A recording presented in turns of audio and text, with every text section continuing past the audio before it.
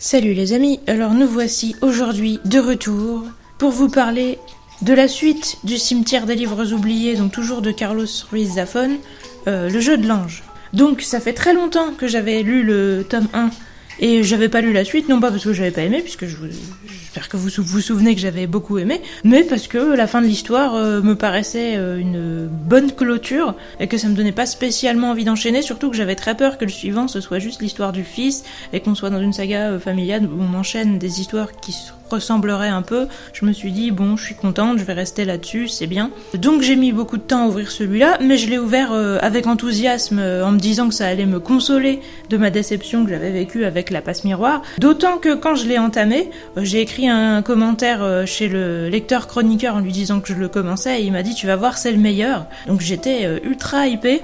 Et comme souvent quand on est trop hypé, on est déçu. Donc je vais vous expliquer pourquoi. Après ça vient peut-être de moi, peut-être que je me dégrade, peut-être que je suis une vieille mémé qui suis plus capable de supporter les nouveautés, qui est plus assez de capacité mentale, de mémoire, etc. Peut-être que ça vient de moi, mais bon, voilà, je vous dirai mon ressenti et vous en ferez ce que vous voulez. Vous pouvez vous en faire un petit rouleau et vous le foutre dans le cœur si ça vous dérange, mais voilà, moi je suis déçue et j'ai beaucoup souffert de cette déception parce que j'avais adoré le tome précédent et j'avais une très bonne opinion de l'auteur et je suis dépitée. Et là, ça fait 2 déceptions de suite, donc je commence à me demander si ça vient de moi, etc. Voilà. Résumé. Figurez-vous qu'on n'est pas avec l'enfant de Daniel, mais avec un mec qui s'appelle David Martin et qui en fait existe à la même époque que Daniel, que son père plutôt, que son père quand il est enfant. Son père, je me souviens plus de son prénom. Donc un héros qui est à l'époque du père de Daniel et qui d'ailleurs va le connaître dans l'histoire et aide son ami. Donc on va revoir le père de Daniel, on va voir aussi la mère de Daniel du coup, puisqu'on va voir leur rencontre, etc. Mais ce n'est pas le propos principal du bouquin, c'est juste un espèce de easter egg cool pour ceux qui ont lu le tome précédent. En tout cas, pour l'instant, ça ressemble à ça. Et nous, on va suivre David Martin, qui est au départ un journaliste, mais même son boss lui dit « Toi, de toute façon, t'es là pour l'instant, mais t'écris bien, donc tu vas devenir un écrivain, et t'es pas fait pour rester chez nous. » Et au départ, il va lui publier un espèce de roman feuilleton dans son journal, mais rapidement, le mec va faire de l'ombre aux autres, tout le monde va le détester, et le mec va son patron va le virer en lui disant « c'est pas que je t'aime pas, au contraire, mais voilà, tu fous une mauvaise ambiance, donc tu dégages. » Je crois même pas que c'est lui qui a pris la décision, je crois que c'est un de ses supérieurs aussi, parce que lui, il était pote avec lui. Et parallèlement à ça, parce que le gars, il aimerait bien vivre de son écriture et c'est pas facile, il y a un mec qui lui fait une proposition en lui disant moi je vous engage quand vous voulez dans ma maison d'édition, un mec qui s'appelle Andreas Corelli et qui propose à Martine de venir dans une espèce d'endroit louche où on sait qu'il y a des prostituées de luxe et des trucs comme ça, et il va lui faire rencontrer un personnage de ses propres romans avec qui il va coucher, une Chloé qui était une vampire dans son histoire et elle ressemble carrément à une vampire aussi quand il couchait avec et tout. Donc en gros le mec a l'impression d'être rentré dans son propre fantasme et après le mec lui envoie une petite lettre en lui disant j'espère que ça s'est bien passé et on se donne bientôt des nouvelles, tu travailleras pour moi, etc. Donc à la fois ça fait un peu peur et à la fois c'est un peu classe. Moi j'aurais été lui, j'y serais allé rapidement, mais le mec peut-être parce qu'il avait un peu peur, il cherche pas à aller par là, il cherche autrement.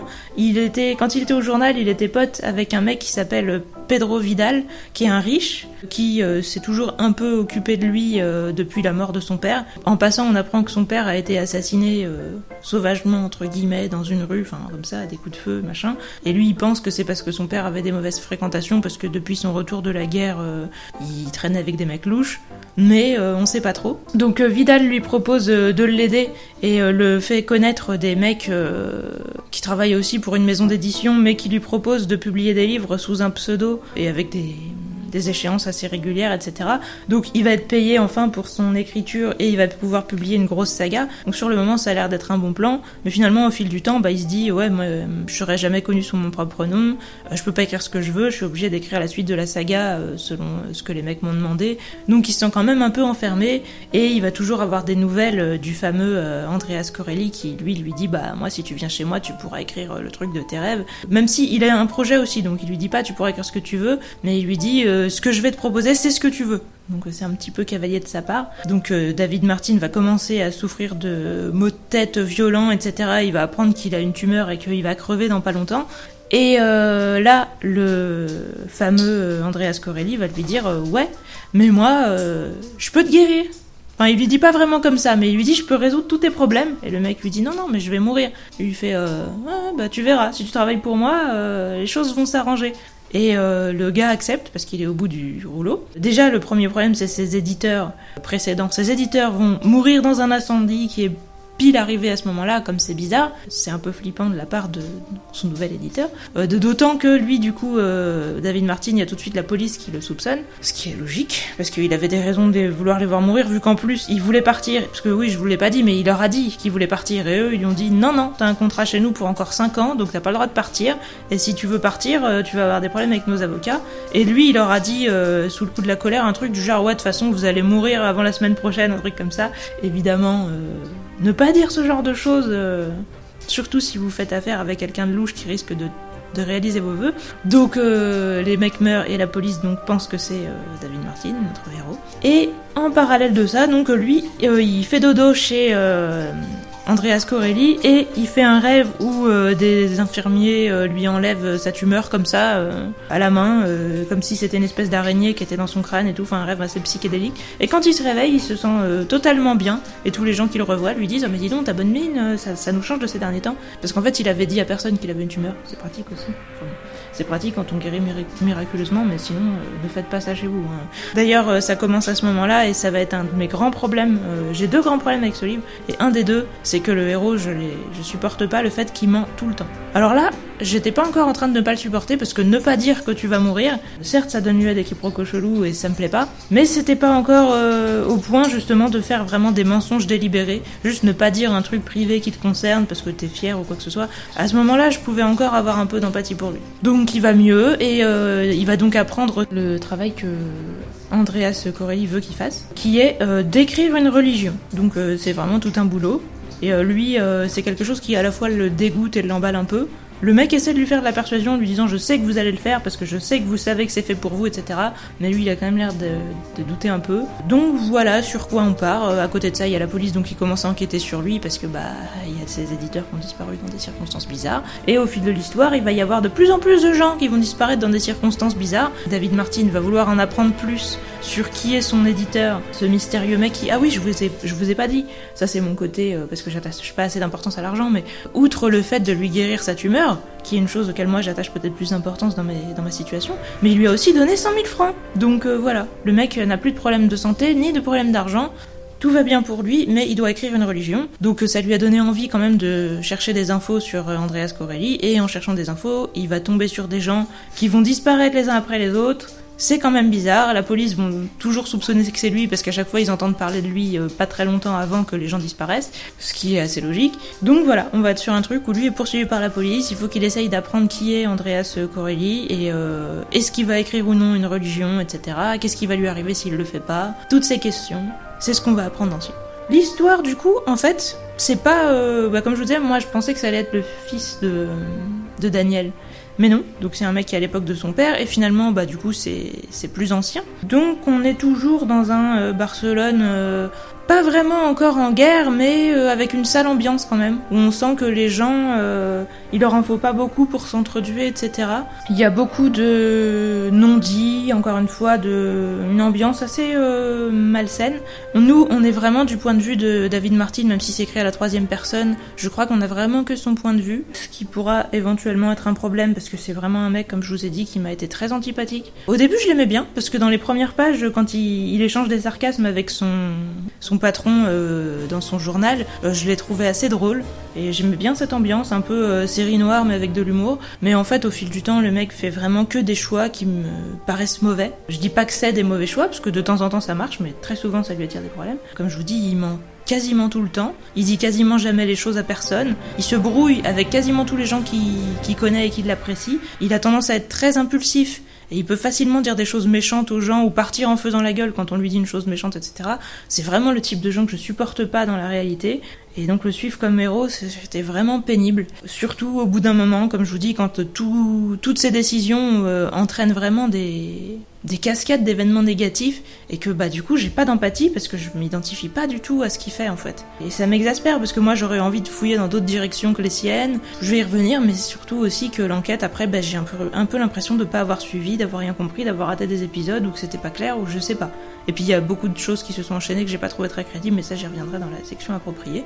Comme je vous dis, on est vraiment sur un truc enquête. On se demande tout le long s'il y a du surnaturel. Je pense que c'est mieux que je vous dise tout de suite qu'il y en a, parce que moi je croyais qu'il y en avait pas, et c'est aussi à la fin quand on comprend que oui il y en a, mais on nous donne pas plus d'explications que ça. Ça m'a aussi saoulée, parce que j'aime pas trop les livres qui font croire qu'il y en a pas alors qu'il y en a. Alors vous allez me dire, j'avais qu'à aller regarder sur internet avant, etc. Mais je voulais pas me spoiler l'histoire, et comme le monde était vraiment présenté comme notre monde de manière sérieuse et tout, que dans le tome 1 il n'y avait pas eu de surnaturel. Alors à part, vous allez peut-être me dire oui mais le cimetière des livres oubliés, les livres qui choisissent les gens et la destinée, tout ça c'est quand même un peu gros. Oui c'est un peu gros, mais justement dans l'ombre du vent j'avais jamais oublié que j'étais en train de lire un livre, je me disais que ça faisait très romanesque et pas très réaliste, mais c'était quand même des choses qui pouvaient exister, même si elles étaient ultra improbables.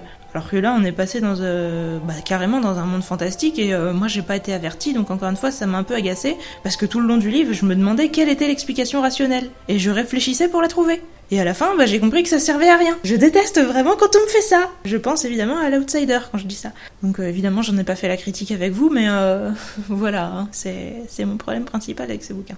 Donc déroulement de l'intrigue, on est au départ avec un mec dont la problématique c'est de devenir écrivain et de gagner sa vie avec ça.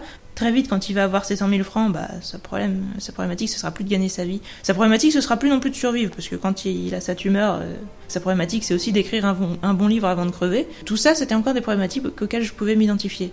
Mais après, quand il a ses 100 000 francs et qu'il essaye désespérément de comprendre qui est Andreas Corelli, et aussi qui est le mec qui habitait dans la maison où il habite précédemment, parce que, en fait, il va au cimetière des livres oubliés, il découvre un livre qui s'appelle Lux Aeterna, et qui semble avoir été écrit un peu par un fou, parce que ça n'a à peu près aucun sens qu'il y a dedans. C'est des délires religieux, mais ça va un peu nulle part et ça ressemble au délire d'un fou. Et en fait, il se dit que c'est peut-être un peu le même genre de délire religieux que celui que Andreas Corelli lui demande de faire. Il entend parler par des gens, donc là je vous spoil un peu plus loin, mais c'est parce que ça fait partie de l'intrigue aussi, que le précédent propriétaire de la maison où il a choisi d'habiter, parce qu'il en avait envie en fait en la voyant, il s'est dit que cette maison elle avait l'air cool, simplement, encore une fois, donc c'est le destin. Donc ce mec-là avait aussi fait affaire avec Andreas Corelli, et il semble avoir disparu dans des circonstances troubles, donc il se dit que ça va peut-être lui arriver. Effectivement, c'est pas cool, et c'est une raison peut-être un peu suffisante d'enquêter sur le mec, mais pour l'instant, le mec ne lui a rien fait de mal. Par contre, il a fait du mal à tous les gens qui avaient des problèmes avec lui. Donc c'est le genre de gens où tu dis, il vaut mieux être son ami, il vaut mieux pas le chercher, etc. Enfin, moi, du coup, j'avais vraiment du mal à m'identifier à ses décisions de lui mentir, d'aller à l'encontre de ce mec-là. Ça me mettait extrêmement mal à l'aise, et même avant que je commence à ne pas aimer l'histoire en elle-même, du coup, j'avais l'impression de passer des moments désagréables pendant que je lisais. Parce que moi, vraiment, je supporte pas les malentendus, les quiproquos, les mensonges, tout ça, ça m'angoisse. Et je lis pas pour être angoissée. Alors vous allez me dire, oui, mais t'aimes bien les livres fantastiques, t'aimes bien Stephen King, t'aimes bien les livres d'horreur. Ouais, mais c'est parce que ça m'angoisse pas, en fait, c'est parce que je trouve ça cool. Mais par contre, si vous mentez à des gens, soit que vous aimez, ou soit qui peuvent vous tuer, mais que c'est pas dans une situation où ça va arriver vite, là, ça va m'angoisser et ça va pas être agréable. J'ai pas aimé toutes ces choses, mais on est vraiment là-dessus sur donc une enquête. Ce qui peut rejoindre un peu l'ombre du vent, parce qu'on essayait... En fait, ce qui rejoint l'ombre du vent, ce qui fait qu'on suit le même schéma, c'est que d'une part, il y a le cimetière des livres oubliés, mais c'est surtout que le gars essaye de découvrir le passé d'un mec qui a eu le même destin que lui. Donc ça, c'est exactement ce qui se passe aussi dans l'ombre du vent. Donc j'imagine que ça va être ça, le schéma récurrent de la saga. En soi, j'ai pas de problème avec ce schéma, heureusement, parce que du coup, je pourrais peut-être encore aimer les suivants. Je ne désespère pas à l'idée de les aimer, et je pense que je vais quand même les lire. En fait, l'autre chose aussi que j'ai remarqué, c'est que... Bon, du coup, c'était peut-être un peu moins valable pour Daniel, parce que Daniel n'était pas un écrivain, mais il admirait Julian Carax qui en était un, et L'ombre du vent, non seulement c'est le titre du livre de Julian Carax, mais du coup, on nous décrivait ce livre comme un livre dans lequel il y avait plein de récits imbriqués en poupée russe, et c'était ce que faisait L'ombre du vent. Là, David Martin, on nous dit que c'est un mec qui écrit des récits noirs, avec beaucoup de meurtres, etc., des histoires très tirées par les cheveux, des romans d'espionnage un peu avec des persos de l'ombre, etc., des enquêtes, des flics véreux, etc., enfin vraiment un monde de thriller noir, etc., mais avec du fantastique, et du coup c'est exactement le livre qu'on lit. Et ça c'est cool comme concept, de faire que votre personnage principal soit écrit ou soit aime un livre qui est exactement du même style que celui qu'on lit. C'est une mise en abîme vraiment sympa. Donc il y a encore des trucs que je trouve cool, mais c'est ce type de récit, ou peut-être qu'il est pas bien fait, parce qu'en soi j'ai rien contre ni les thrillers, ni les polars, ni le fantastique. J'ai pas aimé la manière dont c'était fait, voilà, la fin j'y reviendrai évidemment. Les personnages, comme je vous ai dit, j'aime pas du tout David Martin, je vous ai déjà dit, le mec il ment, il est impulsif. Alors voilà, moi je demande pas mieux qu'à apprécier un mec qui est écrivain, parce que je peux m'identifier à ses problématiques. Mais alors là non, c'était vraiment pas possible. Le mec se fait toujours détester par tout le monde, et après il chouine parce qu'il est tout seul, parce qu'il est... Enfin voilà, il fait le mec dark, quoi. Genre ouais, de toute façon personne ne m'aime, je suis abandonné, personne ne pense à moi, personne ne lit mes livres, machin, je suis maudit. Alors que c'est lui qui s'embrouille avec tous les gens qu'il connaît. Enfin, ça m'énerve ce genre de gens, donc... Voilà, ne faites pas ça chez vous et ne me conseillez pas des livres avec ce genre de héros parce que c'est pas possible. Le père de Daniel et le père du père de Daniel, ça commence à devenir compliqué quand on se rappelle plus des prénoms. Eux, ils sont très sympas. Enfin, moi, en tout cas, j'avais beaucoup d'empathie pour eux et j'étais très intéressée de savoir ce qui leur arrivait. David Martin va rencontrer Isabella, qui sera donc la mère de Daniel, qui va donc rencontrer son père, donc je me rappelle encore plus le nom. Bon, je m'en suis pas rappelé depuis le début, donc je suis cohérente avec moi-même, mais c'est quand même dommage. D'ailleurs, je suis même pas sûre qu'on le sache, ça se trouve, il l'appelle juste Sempere fils. C'est peut-être pour ça que je m'en rappelle pas. Parce qu'à chaque fois, il dit Monsieur Sempere et son fils, un garçon timide, effacé, tout ça. Je suis même pas sûre qu'on connaisse son prénom. En tout cas, Isabella, on connaît son prénom, et elle va venir chez David Martin pour vouloir devenir sa secrétaire, parce qu'elle veut aussi devenir écrivain. Et elle dit, voilà, je veux que vous me appreniez les ficelles du métier. Et lui, il va la traiter super mal. Après, ça ressemble un peu à ce qui se passe dans beaucoup de shonen, où quand tu veux te trouver un maître, ton maître, il te maltraite pour te mettre à l'épreuve. Là, c'est un peu ce qu'il lui fait, mais comme on est dans la vraie vie et pas dans un animé, il y a des moments où elle craque et on peut un peu la comprendre, même si elle aussi, il y a des moments où elle m'a agacée avec le fait de faire la gueule, claquer les portes, s'en aller. Voilà, j'aurais bien aimé qu'il y en ait un pour rattraper l'autre en fait, mais ils avaient un peu le même comportement, à part qu'elle mentait pas, heureusement, mais sur le côté impulsif, ils étaient pareils. C'était deux bombes à retardement, donc quand on les met ensemble, ils s'envoient des pics et ils se font la gueule toutes les 2 minutes, c'était assez agaçant. Mais au moins, elle était un peu plus agréable à suivre par rapport à David Martin. Je vous ai dit que le mec était protégé par Vidal. Vidal qui est un mec plutôt sympa, qui voudrait devenir écrivain, mais qui a pas de talent. Et comme il est riche, il peut quand même publier ses livres et tout le monde l'encense, parce que voilà, il est riche et il fait des œuvres de charité et tout, donc il a même pas besoin de payer les journalistes, tout le monde a envie d'avoir ses faveurs, donc les gens lui disent du bien de ses œuvres par défaut, sans qu'il ait besoin d'avoir du talent, et lui il le sait, et il sait que David Martin a réellement du talent lui, donc il veut l'aider, en tout cas c'est ce qu'on pense au début. Au début ils sont amis, et donc il y a Christina qui est la fille du chauffeur de Vidal, dont David Martin est amoureux. Au début Vidal lui dit ouais mais vas-y parle-lui etc. Alors quand est-ce que tu sors avec elle? Et faut quand même avouer que Martin il en fout pas une, il lui dit rien, il fait non j'ai pas osé machin. Et au bout d'un moment Christina va venir le voir et lui dire ouais franchement Vidal il veut écrire un livre mais il est nul, il y arrive pas, il m'a engagé comme secrétaire et moi je voudrais bien qu'il écrive un bon livre parce que je tiens beaucoup à lui et ça me fait mal au cœur de le voir déprimé. Il te le dit pas mais en fait ça fait des mois et des mois qu'il écrit des pages et qu'il les jette toutes en disant que c'est nul ce qu'il fait, il lâche pas l'affaire, je le vois tomber en dépression. Alors vas-y aide-moi, on va corriger ce qu'il écrit ensemble et on va faire de son bouquin un bouquin bien pour que le mec ait plus confiance en lui, et on peut quand même faire ça pour lui parce que bon voilà c'est un mec cool, il t'a protégé depuis le début de ta vie etc.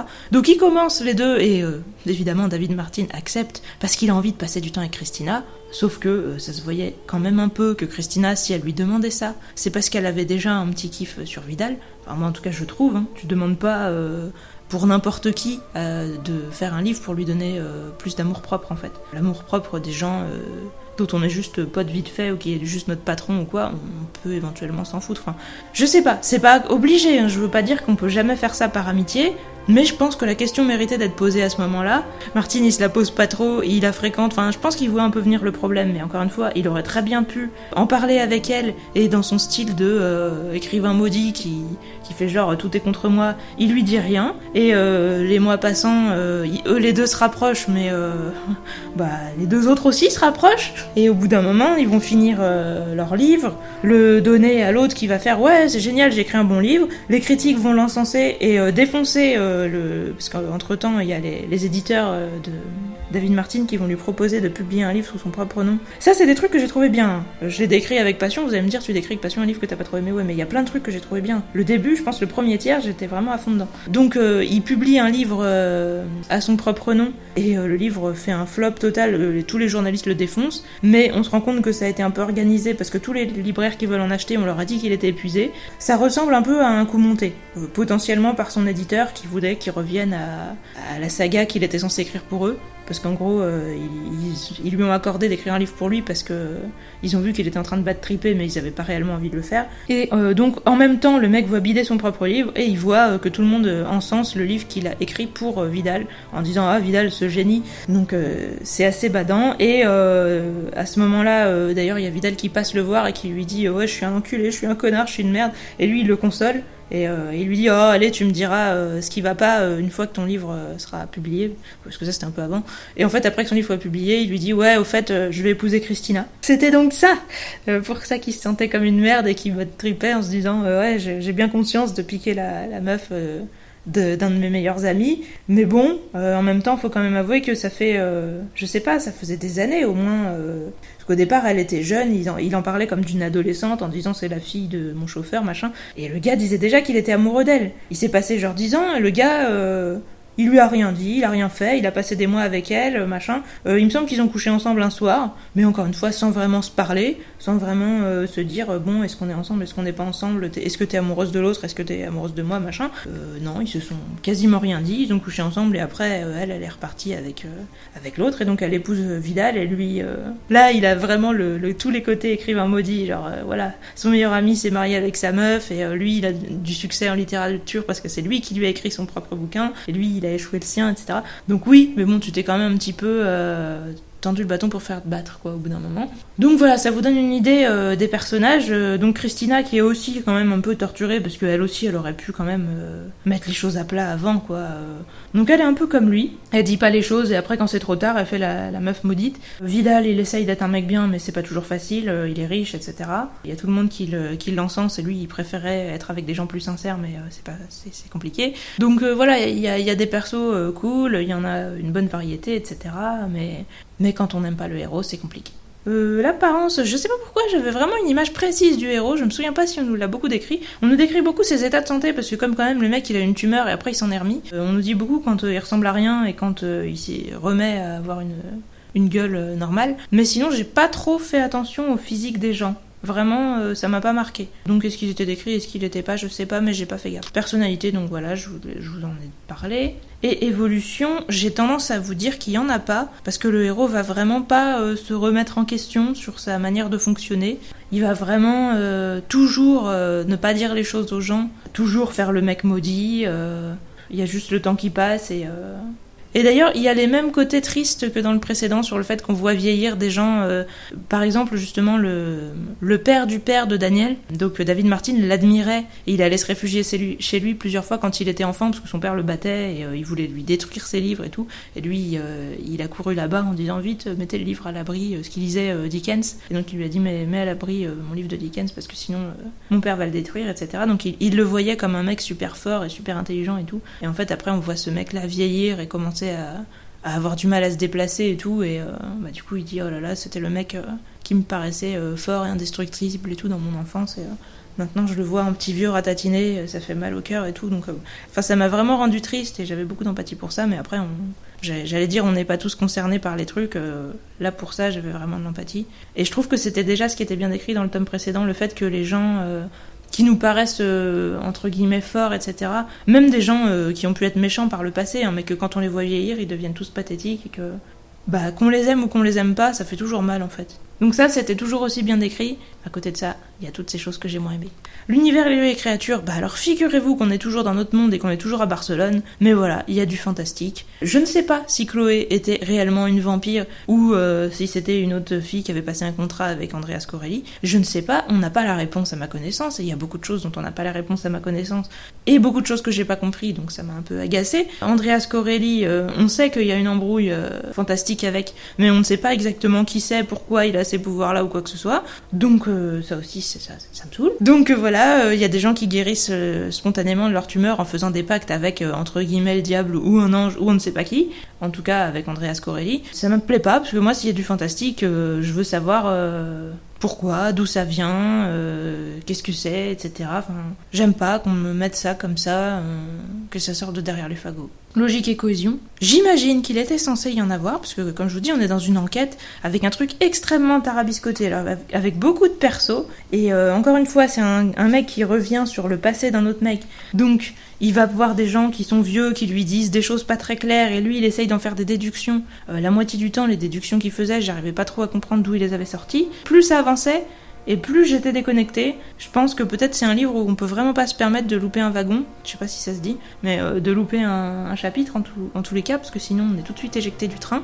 Donc il y a un moment où je me suis dit, bon, je vais me laisser porter, j'ai l'impression de plus trop comprendre, mais le héros devrait nous l'expliquer quand il aura les révélations, il va nous en reparler. Et en fait non. Donc est-ce que c'est moi qui ai loupé des choses, ou est-ce que c'était mal expliqué? Je vous laisse juge. Logique et cohésion, enfin, il y a surtout le premier élément, comme je vous dis, qui a fait que j'ai baissé ma note, c'est le caractère du héros que je supportais pas. Et le deuxième, c'est pas le fait que j'ai pas tout compris à l'histoire, parce que ça, je me dis que ça peut être mon cerveau, mais c'est le fait qu'il y a vraiment des moments où ma suspension de crédulité, elle a pris trop cher. Il y a des tas de gens qui se font buter quasiment devant le héros. Peut-être que ça, j'aurais encore pu l'accepter. Mais il y a aussi, je les ai pas comptés, mais il y en a au moins 4 ou 5 qui se suicident devant le héros.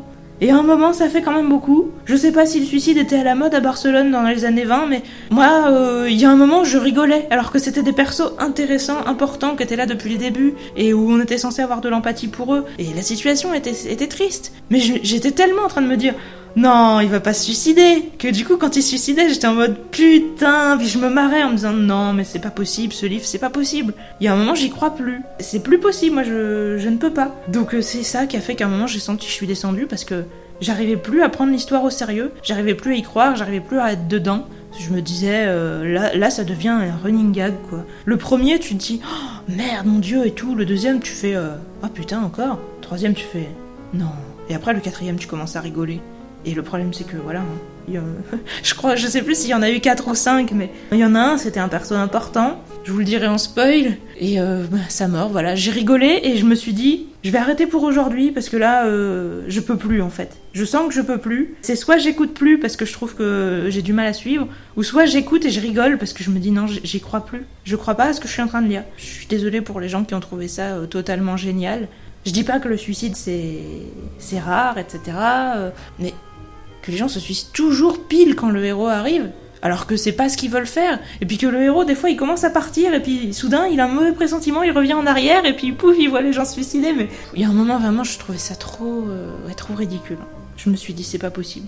Il fallait l'amener autrement, il fallait que ce soit plus espacé, il fallait en faire moins, il fallait au moins nous expliquer pourquoi. Il y en a certains, je sais pourquoi ils étaient déprimés, mais pourquoi ils se suicident pile à ce moment-là, ou comment, par quel caprice du destin le héros arrive pile au moment où il meurt.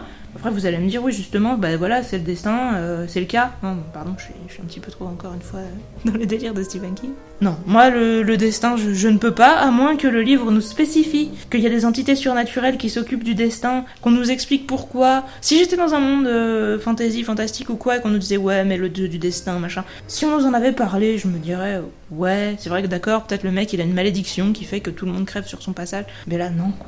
Alors après, peut-être que c'est un pouvoir d'Andreas Corelli, de faire que le héros ait un aimant à suicide. Moi, j'ai pas pu un moment, donc voilà. C'est les choses qui ont fait que j'ai pas trop aimé. Après, je vous le dirai à la fin quelle note j'ai mis, vous allez voir, c'est pas si terrible que ça. Hein. J'ai pas détesté. J'ai juste trouvé ça moyen, alors que je m'attendais à trouver ça génial. Et du coup, je suis quand même déçue, et c'est mon sentiment principal, quoi. Mystère et découverte, il y en a beaucoup, parce que on a vraiment envie d'en savoir plus, justement, sur Andreas Corelli, même si on va pas être très satisfait à ce niveau. Moi, personnellement, ça m'intéressait qu'à moitié de savoir qu'est-ce qui s'était passé avec le mec du passé qui avait le même destin que David Martin, parce que je me disais qu'en fait il aurait été franc, il aurait parlé à Andreas Corelli, il aurait peut-être déjà pu en savoir plus. Vous allez me dire ouais mais il lui aurait peut-être menti et tout, mais le mec n'a même pas essayé.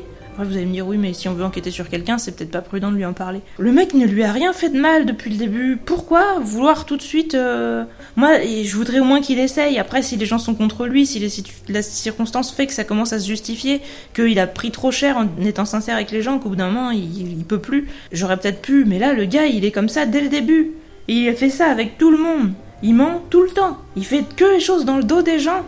Ça l'a aidé dans un cas ou deux, je vous le dirai aussi en spoil, mais dans tellement de cas, je me dis, mais ça aurait pu éviter la catastrophe s'il avait pas fait comme ça. Vous me l'enlèverez pas de la tête, vu que moi je suis une adepte de la sincérité.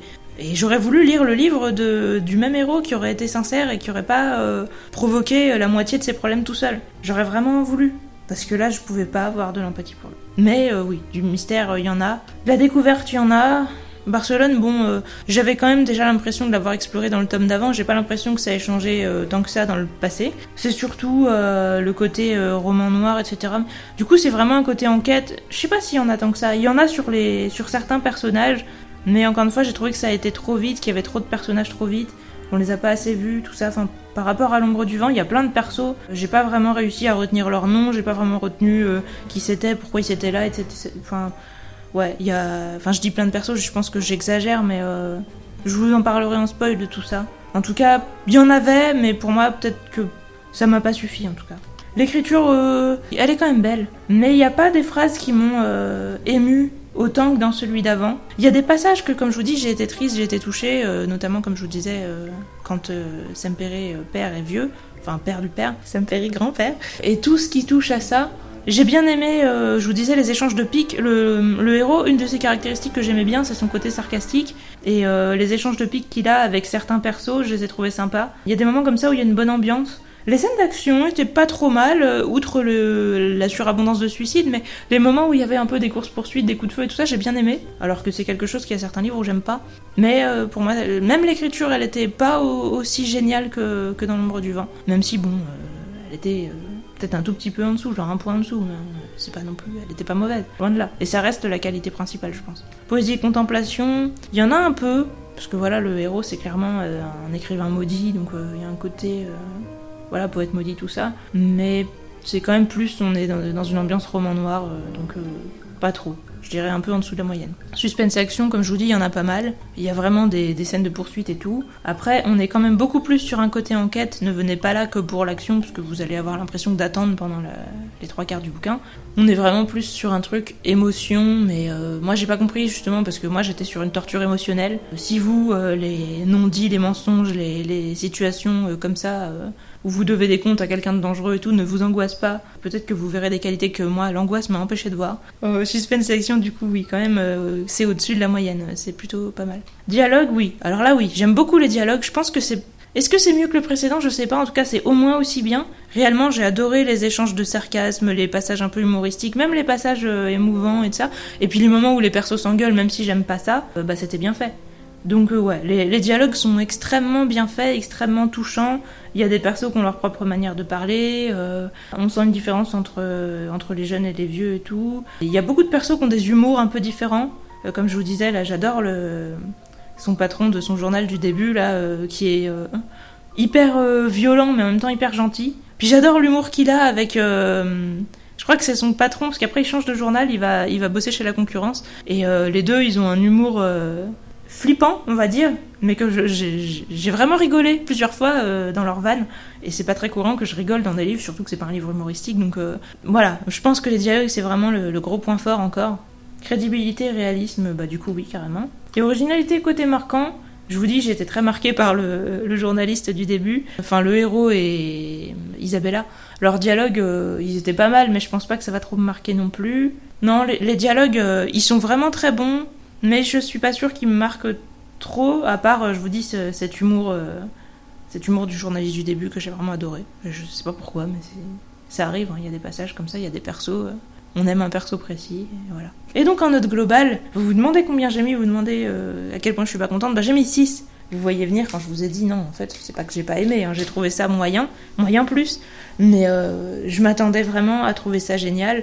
Comme le lecteur chroniqueur m'avait dit que c'était encore mieux que l'ombre du vent, je m'attendais à me dire ça y est, ça va être un 9 et tout, je vais le mettre dans mes livres préférés. En plus, le début, je me disais c'est trop bien, on suit un écrivain, je vous dis, j'adorais l'humour de son patron et tout ça. L'ambiance du début, j'ai vraiment adoré. La scène justement où il rencontre sa meuf vampire et tout ça, je me disais oh putain, ça a l'air trop classe, je me demande comment c'est possible, j'espère qu'il va enquêter là-dessus et qu'on va découvrir qui était cette femme, qui lui a organisé ça, est-ce que c'est une secte, est-ce que c'est... Voilà, enfin, je me posais plein de questions, mais je trouvais l'ambiance et tout ça super. J'étais contente que ce soit un héros écrivain et tout, donc au début, je me disais, ça y est, je vais kiffer ce livre, ça va être le meilleur de cette saga et tout. Et en fait, après, je suis allée de déconvenue en désillusion. Terrible désillusion. Donc, 6, c'est pas nul. Je vous le déconseille carrément pas. Mais moi, je suis vraiment triste et j'espère que j'aimerais mieux le suivant. Du coup, je sais pas si je vais enchaîner ou je vais aller lire autre chose, je vais voir. Je me pose beaucoup de questions du coup par rapport à cet auteur. Est-ce que c'était un hasard entre guillemets que j'ai aimé L'ombre du vent ou est-ce que celui-ci est vraiment un peu moins bon? J'ai vu qu'il avait un truc genre 3,7 sur Babelio, je me souviens plus combien avait L'ombre du vent. Je me suis dit que c'était pas tant que ça, 3,7.